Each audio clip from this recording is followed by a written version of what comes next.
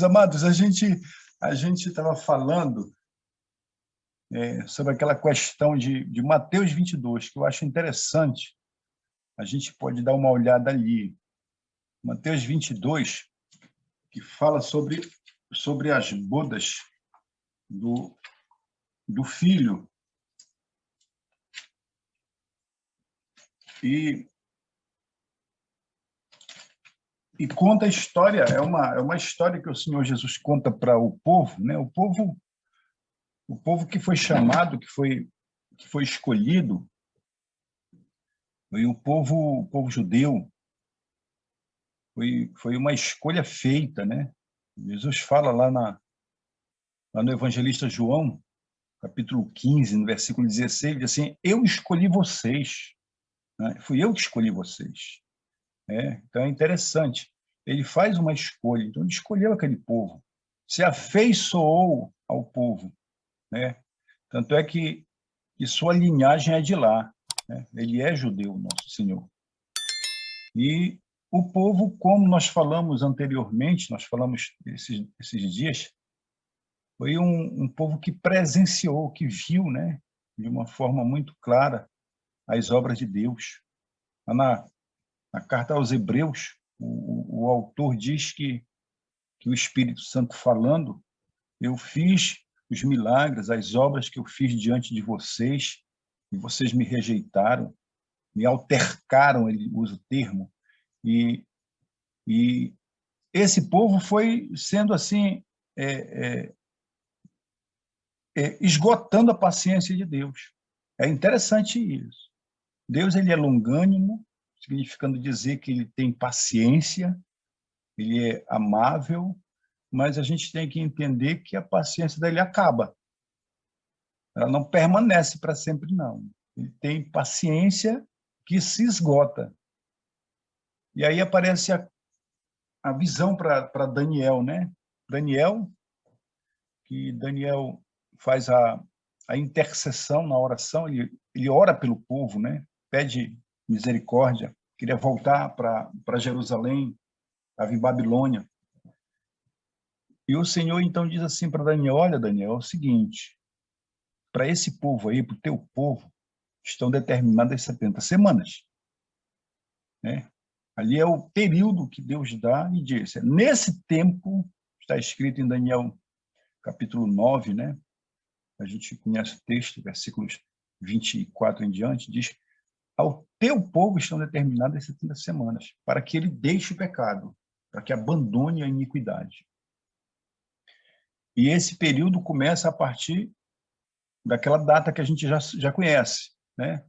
A partir do ano 457, quando saiu o decreto para a reconstrução de Jerusalém, ele diz: olha, até o Messias, até o ungido, haverá 69 semanas, né?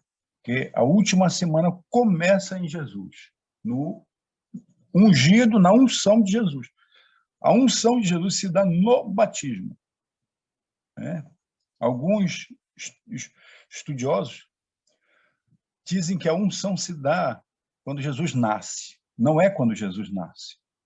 A unção se dá quando ele é batizado, né? Quando ele é batizado é que ele começa a sua obra de ministério. É a partir dos 30 anos. Ele foi batizado por João Batista. João Batista, é interessante, o batismo ele não existia, aquele batismo. Por isso que João era chamado de o Batista. Ali era um ato que começa com João. João passa a orientar as pessoas e dizendo que aquele cordeiro que morre todo dia no santuário não vai mais morrer. Então a mudança acontece aí. Aí o Senhor Jesus aparece e ele diz: esse aí é o cordeiro, é esse o cordeiro, apontando que é esse o cordeiro verdadeiro, o cordeiro de Deus que tira o pecado do mundo. Aí Jesus é batizado. Então, a partir daquele momento, não tem mais sacrifício. Não tem mais sacrifício. O sacrifício acaba, mesmo que alguns continuem, mesmo que os judeus hoje, 28, né, de dezembro, lá em Jerusalém, eles estão tentando reconstruir o terceiro templo, justamente para sacrificar, né? Então, ele já ainda tem a ideia do sacrifício. João havia dito, encerra-se o sacrifício, acabou o sacrifício. Então, a partir dali, é o batismo que entra em cena. Por isso que ele diz lá por Marcos, aquele que crer e for batizado será salvo. Então, o batismo é esse o sacrifício que agora faz com que nós tenhamos o acesso à salvação. Muito bem. Então, o Senhor Jesus Cristo, no meio deles, começa a contar essa história aqui, de Mateus capítulo 22. Né? Uma pergunta que é feita, então ele responde a pergunta. Aí ele diz assim, no versículo 2, o reino dos céus é semelhante a um certo rei que celebrou as bodas de seu filho. Né? Então, ele enviou os seus servos a chamar os convidados para estas bodas. E eles, os convidados, diz o relato, não quiseram vir. Eles começaram a protelar e dizer, não vai dar para ir, não. E eu vou ter outras coisas para fazer. Olha. Depois, no verso 4, enviou outros servos dizendo, venham, o jantar já está preparado, os bois já estão abatidos, tudo pronto. Venham, a festa só espera vocês, só depende de vocês agora. Está tudo pronto. E ali no verso 5 diz, eles, porém, não fizeram caso. Foram um para o seu campo, outro para o seu negócio, e assim rejeitaram o convite. Eu estava esses dias numa cidade aqui perto, e conversando lá com o pessoal, eu estava dizendo que muitos rejeitam o convite de Deus porque, primeiro, tem medo de Deus. Primeira coisa, tem medo de Deus. Por que eles têm medo de Deus? Eu falei aqui nesses dias sobre uma jovem também que eu estava explicando para os irmãos lá, para os jovens, que ela servia a Deus porque ela tinha medo do castigo de Deus, que é o que eles aprendem lá na igreja dela. Que se você fizer isso ou não fizer aquilo, você é castigado. Então, as pessoas obedecem por causa do castigo, obedecem porque têm medo do castigo. Quando Deus chega no jardim atrás de Adão, Adão se esconde e diz, eu tive medo. O medo que as pessoas têm de Deus é muitas das vezes porque não querem, não dá para abandonar muitas das vezes coisas que aprenderam a gostar no decorrer da sua história. Agora a gente vai pregar pessoas já de uma certa idade, pessoas que estão ali, aí olham, e quando ouvem a mensagem, elas ficam assim, vixe, quer dizer que agora eu vou ter que parar de comer porco, por exemplo. Eu agora não posso mais comer camarão. Teve uma mulher que me disse outro dia, pastor, a sua mensagem é tão boa, porque ela participava de um grupo de estudo que a gente estava fazendo, e de repente ela sumiu, não veio mais.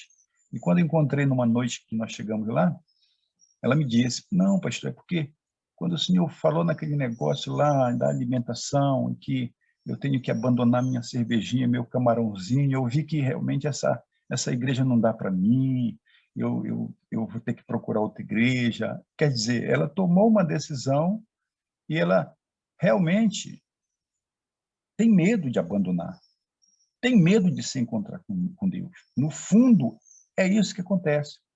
E aí as pessoas ficam protelando, dizendo, não, hoje não vai dar, vamos deixar para uma outra vez, vou me preparar, não sei o que tem mais lá, mas, na verdade, estamos como Adão se escondendo de Deus.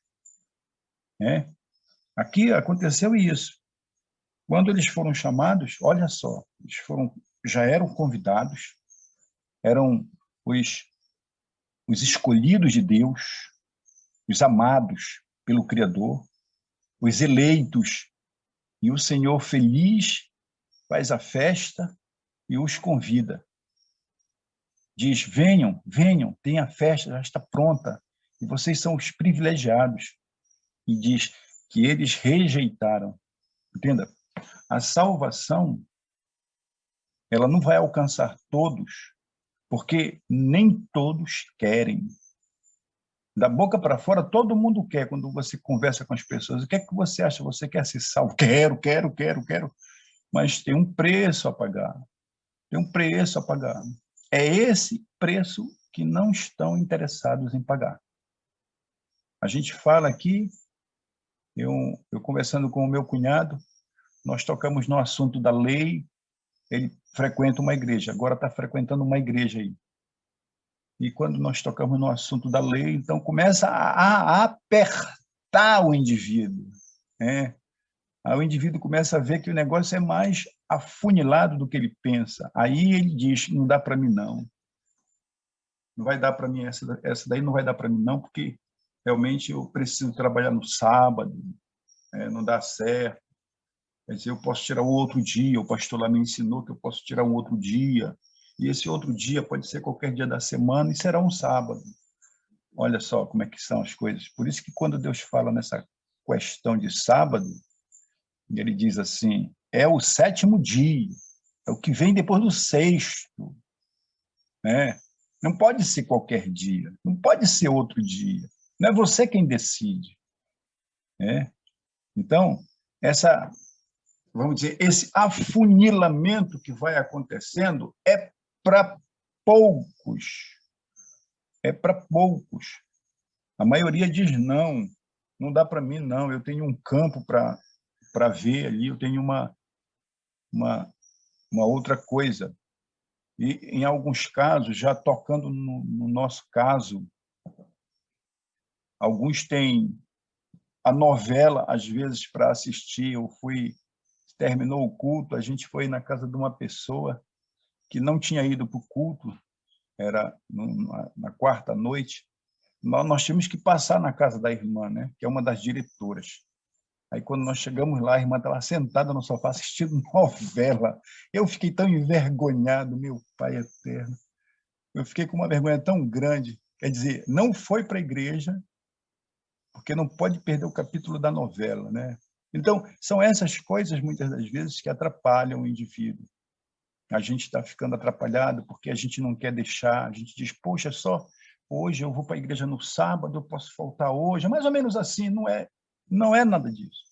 Você tem que entender que se você não tiver um relacionamento com Deus íntimo, é interessante. Também numa dessas noites aqui, manhã, madrugada, eu toquei no assunto da questão da saudade.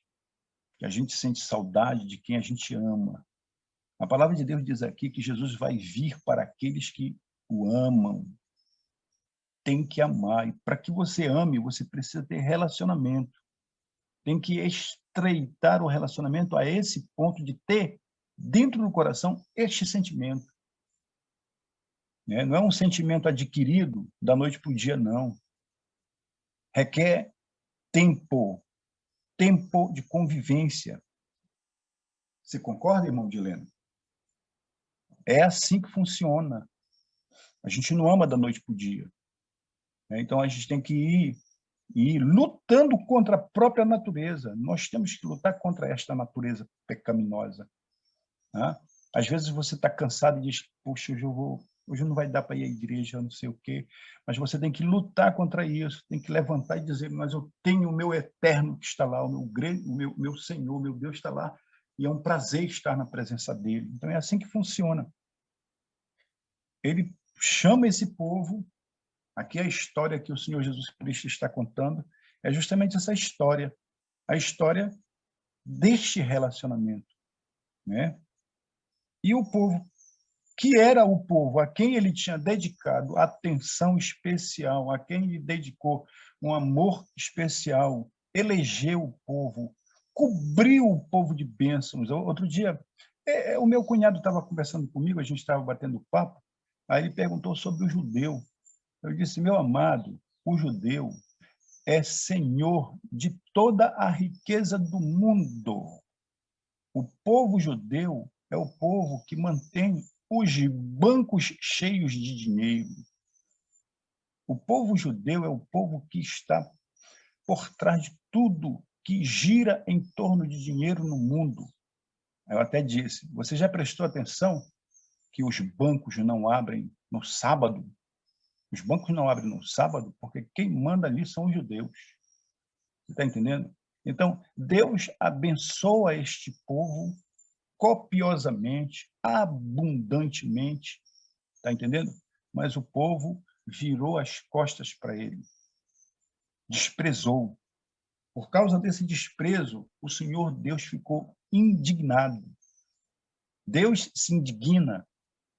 Neste mesmo livro de Mateus, aqui mesmo no capítulo 21, se a gente voltar um pouquinho, só um pouquinho, diz assim, olha só como Deus se indigna.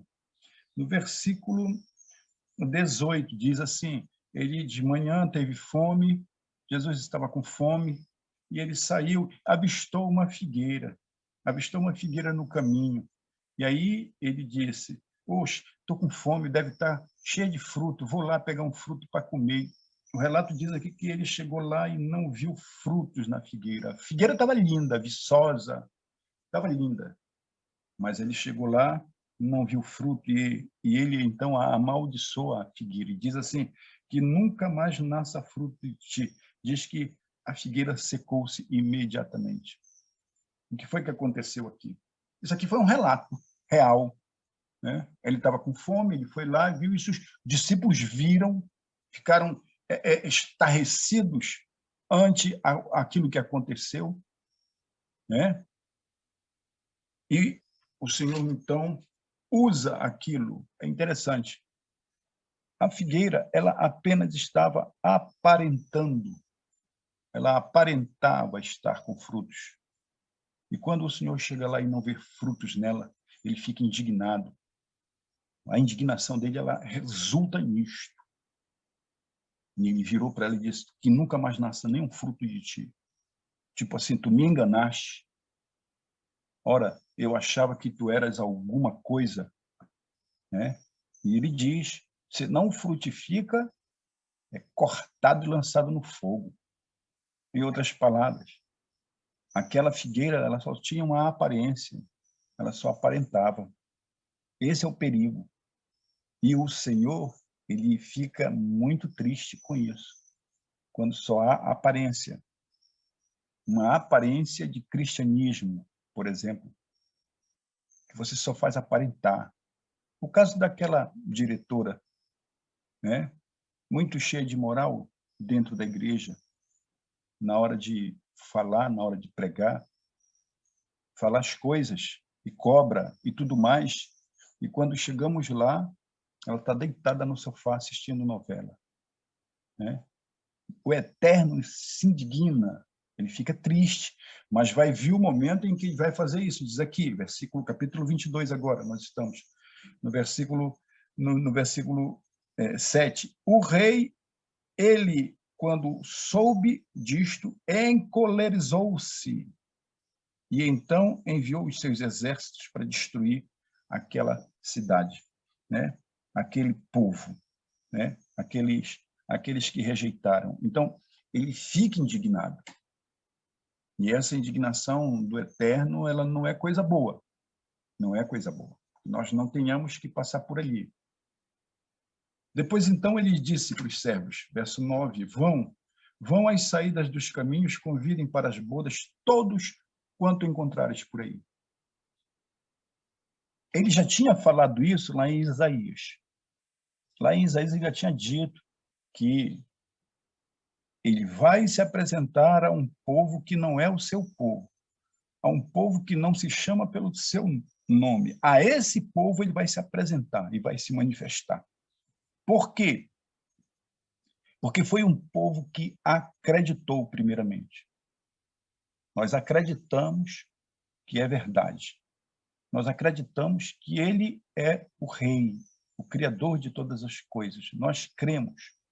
E como ele mesmo falou, bem-aventurados são os que não viram e creram, que não tiveram a experiência de vocês, que não passaram por tudo isso. Estes são bem-aventurados, são felizes, porque creram.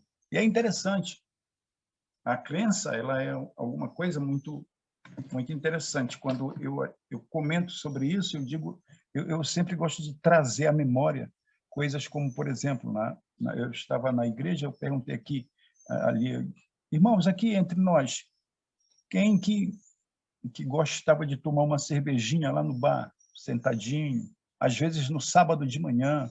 Era o meu caso, era o meu caso. E ali a gente sentado tomando a cervejinha, não tinha culpa nenhuma. O indivíduo não tem culpa. Ninguém acusa ele. E se você for falar com ele para ele se arrepender, ele vai perguntar: de que eu vou me arrepender? Quanto a que eu vou me arrepender? Eu não estou fazendo nada de errado. Estou no meu momento de lazer, o dinheiro é meu, o trabalho que eu tenho toda semana, isso aqui é a minha hora de sossegar, de parar um pouco e tal, e de tomar minha cervejinha. Aonde que está o erro? Né? Ele não consegue enxergar. Mas agora apresenta-se a palavra de Deus. Quando esta se manifesta, é interessante. Você passa a ter um sentimento diferente. Você passa a entender que aquilo que você está fazendo não condiz com aquela pessoa. E aí vai acontecer com você uma mudança. Essa mudança, ela é milagre de Deus. Porém, você precisa permitir que ela ocorra. Lembra da mulher do camarão?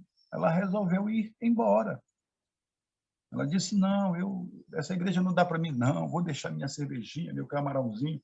Realmente, no estado em que ela se encontra, ela não consegue ver pecado, ela não consegue ver culpa, ela não consegue dentro dela sentir isso.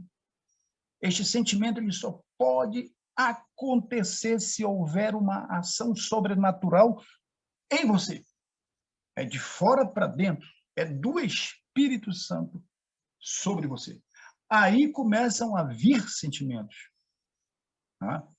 Por isso que aconteceu conosco isso, com a maioria de nós que participa desta sala, eu acredito, que tinha esse desejo no coração e a gente participava dessas coisas e não via culpa nessas coisas. Porém, repito, quando se manifestou a palavra de Deus, aí vem aquele sentimento de culpa, aquela sensação ruim, aconteceu comigo. Eu estou falando de fato que aconteceu comigo. E aí, então, eu digo, não posso continuar. Ali era a hora de decidir. Ou eu decido ficar aqui na mesa, ou eu decido sair daqui. E a minha decisão foi sair. Né? Foi sair. É aqui que ele entra, ele diz: eu vou falar com aqueles que não tem nada a ver comigo. E eles vão me ouvir. Eles darão crédito. E eles serão privilegiados. Aí no versículo 10, então, os servos, saindo pelos caminhos, ajuntaram todos quantos encontraram, tanto maus como bons. E a festa nupcial foi cheia, ficou cheia. Os convidados estavam lá, era muita gente, eram muitos os convidados. Então, isto aqui é o que está acontecendo conosco agora. Nós estamos aceitando um convite que foi feito para nós ali, no caminho, os achados. Não temos preparo para entrar na festa. Eu contei aquela história que aconteceu comigo, de um casamento, que eu fui convidado para uma festa dessas, grande, e quem me convidou foi o dono da festa. Aí eu fui muito à vontade. Só quando eu cheguei lá, o traje era black tie, e eu não tinha convite. O rapaz lá na porta logo me barrou: não tem convite, como é que tu vai entrar, rapaz? E aí eu fiquei ali: cadê o fulano? Tá. Aí o fulano apareceu, quando veio, me botou para dentro. Né? E era eu que estava lá dentro, muito esportivamente vestido, no meio daquele povo todo bonito, mas eu estava lá dentro porque o dono da festa me colocou lá dentro. Nesse caso, ninguém pode impedir. Ninguém pode impedir. Tá? Porque quem manda na festa é aquele. E aqui é o que está acontecendo. Né? Ele disse: vão, tragam todos quantos vocês encontrarem. Eles vão participar da festa. Agora, eu vou falar aqui um detalhe que ele não aparece aqui. Esses não tinham convite. Então, naturalmente, não podiam entrar na festa. esses não tinham as vestes, então também não podiam entrar na festa. Estavam inadequadamente vestidos. Mas quem os convidou foi o dono da festa. Isto que eu acho espetacular. Como foi ele que convidou, então ele vai dar o jeito, né? Eu estava falando sobre a questão de Moisés. Lá no relato de Judas, diz que o diabo estava requerendo Moisés para si, porque Moisés morre em pecado. Moisés morre em pecado. E agora o diabo diz, esse aqui é meu. Não tem nem como ele entrar, né? Aí o Senhor Jesus foi lá pleitear Moisés com o diabo. Olha o que está escrito em Romanos, capítulo 9. É um relato que até toca no assunto. Capítulo 9, na carta aos Romanos, diz assim, versículo 15. É isto aqui que eu acho muito interessante. Capítulo 9, verso 15, fala assim. 9.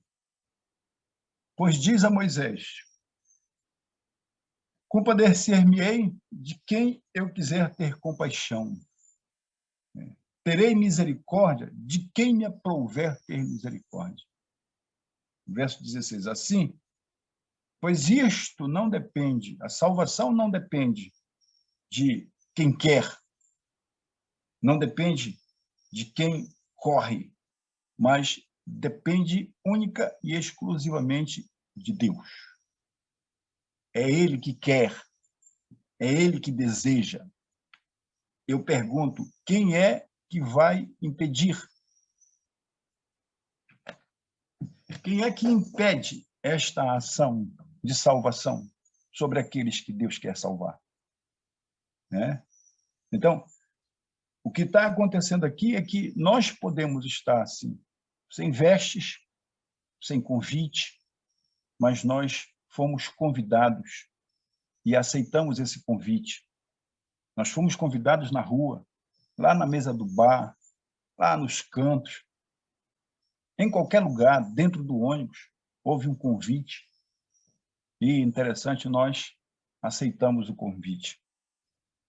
E isso é alguma coisa muito espetacular. Eu cheguei de viagem, e assim que eu cheguei de viagem, o primeiro sábado que eu fui à igreja aqui, na minha igreja, levantou, eu vou entrando na porta e veio um rapaz de lá para cá. Ele vinha andando de lá para cá dentro da igreja, no salão, que ainda era cedo, e ele regalou os olhos e me olhava na minha direção, e veio na minha direção, e já começou a sorrir, e esticou a mão, e eu estiquei a mão, e ele veio me abraçar, e irmão Jorge, como é que está o senhor e tal? E eu não conhecia aquele jovem. E eu olhava para ele e disse, o senhor está lembrado de mim? Eu disse para ele, eu não posso dizer que sim, que não, eu não sei. De onde que você é? Irmão Jorge, o senhor lembra? Olha, faz muito tempo. Eu dei um estudo bíblico para esse rapaz. E naquela época ele não acatou. Ele, não quis saber. Aí, quando é agora, fazia um mês que ele tinha sido batizado, né? E ele veio me agradecer. O engraçado foi ele ter me reconhecido imediatamente. Meu nome lembrou e tudo. Eu não lembrei, não. Também não dá. E interessante que, na mesma hora que ele está me abraçando, aqui atrás na porta, a porta se abre e entra outra pessoa. Quando essa outra pessoa entra, me olha e diz a mesma coisa. Irmão Jorge, e eu olhei para o outro, não conheci também. Aí o outro olhou para mim e me abraçou. Eu disse, o que é que está acontecendo hoje aqui nessa igreja? Eu não sei isso. O senhor não lembra de mim, não? Eu disse, também, não lembro, irmão. Irmão Jorge, aqui da Cajazeiras, o senhor me deu um estudo bíblico para minha esposa, para mim, não sei o quê. Estou me preparando para o batismo junto com a minha esposa. Isso já faz não sei quantos anos, 10, 15 anos, sei lá. Interessante, né? A gente falou, naquele dia eles ouviram, mas não deram o crédito, vamos dizer assim. Naquele dia eles ouviram, mas Ainda não era o momento, ficaram meio assim, não vai dar, porque tem um sábado, tem lá, tem isso, tem aquilo, não dá para mim e tal. Igual a mulher da cerveja do camarão. Eu não sei se hoje ela está na igreja, em alguma igreja por aí, né? Mas ouviram o chamado, ouviram a mensagem. E bem-aventurados, diz o Senhor, são aqueles que ouviram e deram a atenção. Então, estes... É um avião que está passando aqui em cima. Então, o que foi que aconteceu? Deus está dizendo que aqueles que eram os verdadeiros convidados, aqueles que eram os escolhidos e rejeitaram, Deus também os rejeitou. O caso de Moisés foi um caso muito interessante. Moisés, ele dedicou a vida dele a fazer a obra de Deus, e isto contou. Nós precisamos fazer a obra acontecer. Não é para a gente vir para a igreja, se batizar e ficar ali. Aquilo tem que ir adiante, é o testemunho. Né? Aqui no Apocalipse, por exemplo, bem aqui no capítulo 22, se não me falha a memória, no versículo 12, diz assim: eis que cedo venho e o meu galardão está comigo para dar a cada um segundo as suas obras. Então, nós temos que ter crédito. A palavra de Deus diz em Apocalipse mesmo, no capítulo 2, versículo 7, ao vencedor darei. Tem que vencer, tem que ter vitória, tem que ter atividade. Né? Não basta estar indo para a igreja e voltando para casa, não. Tem gente que se conforta aí. Tem gente que tem esse conforto. Não, eu estou na igreja verdadeira, estou numa boa e tal. A coisa não funciona assim. Tem que ter uma resposta prática àquilo que ele fez por mim. E a única forma é testemunhar. Sereis minhas testemunhas aqui, ali, acolá, em todo lugar. Onde quer que você vá, você tem que testemunhar. E, às vezes, a gente perde oportunidades. O avião está passando aqui. Tem um momento que a cada minuto. Eu estava lá no terminal, aqui no Papicu, na fila do ônibus, e apareceu um rapaz. E o rapaz começou a gritar e tal, aqueles crentes que ficam gritando lá no terminal. Aí vai e vem aquela coisa. E aí, de repente, ele aponta na minha direção. Eu não estava assim, vestido para ir para a igreja, eu não estava com roupa de crente, vamos dizer assim. Estava de bermuda, estava esporte. Aí ele virou na minha direção, apontou o dedo para mim e disse assim: aí, varão, o que é que você diz? E falou algumas coisas na minha direção. Aí eu peguei e digo, vou aproveitar. Eu digo, meu amado, diga aí para a gente que está aqui, para nós que estamos aqui, o que é preciso fazer para herdar a vida eterna. Você pode ler o que está em Mateus, capítulo 19, para a gente? Ele abriu a Bíblia. Eu comecei a mandar ele abrir texto e ler. Ele começou a abrir, ler, pregar para o pessoal. E aí ele disse lá, se tu queres herdar a vida, guarda os mandamentos. Aí ele começou a falar, tem que guardar os mandamentos e tudo mais. Quando eu subi o ônibus, ele resolveu subir comigo. Aí subiu no ônibus comigo, sentou do meu lado. O senhor é da igreja? Eu disse, eu sou missionário. O senhor é missionário? Eles têm vamos dizer, uma afeição muito grande pelos missionários, né? Aí ele me convidou a pregar lá na igreja dele, me levou lá. O senhor podia ir lá? Eu digo, vou, onde é que é a sua igreja? É em tal lugar. E o ônibus passava na frente. Aí nós descemos lá na igreja dele. Fui com ele falar com o pastor ali para pregar lá na igreja dele, um negócio muito interessante. Sabe, o testemunho é isso, nós temos que testemunhar a todo momento, né? E apresentar às pessoas a verdade. Agora, com todo amor, não é com guerra, não é com guerra, não é com batalha, não é como se fossem inimigos, não são inimigos. Eu estou agora lá num local, que é um local muito estranho, Chapada dos Veadeiros. Lá dentro do mato, lá dentro das florestas, tem cada lugar lindo, cada coisa espetacular. E eu estava num lugar lá, fui fazer um trabalho de madeira, eu e o marceneiro, aí nós entramos lá no lugar. Tem até uns atores da Globo que moram lá. E eu entrei lá no lugar, olhei, quando eu olhei, eu vi algumas coisas e vi o Bhagavad Gita. O Bhagavad Gita é a Bíblia hindu. Aí eu olhei, peguei o livro assim, e o marceneiro que estava comigo, ele é da Assembleia de Deus. Aí eu disse assim para ele, Carlinho, você conhece isso aqui? Aí ele olhou assim, sabe lá de nada, não conhece nada. Aí eu disse, rapaz, isso aqui é uma Bíblia hindu. E eu comecei a olhar a disposição do lugar, e vi uns imóveis, e vi uns atabaques, uns negócios lá. Eu disse, cara, Carlinho, eu vou te falar um negócio. Vou te falar um negócio. Acontecem aqui neste lugar cerimônias para o diabo. E eu posso até te dizer um pouco mais. E deve haver sacrifícios humanos aqui. Coisa diabólica.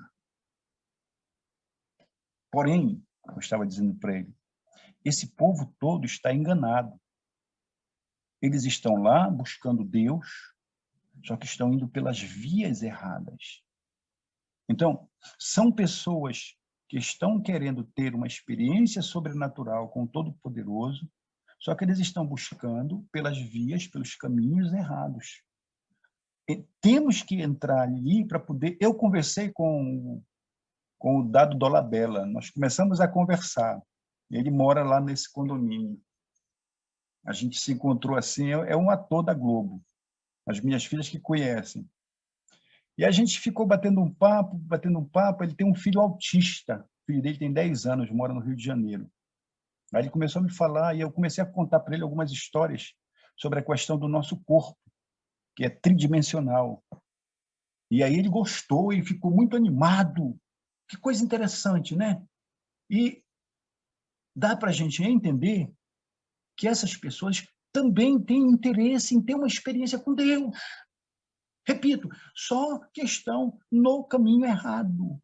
E nós temos que ter muito tato, muito traquejo para poder alcançá-los.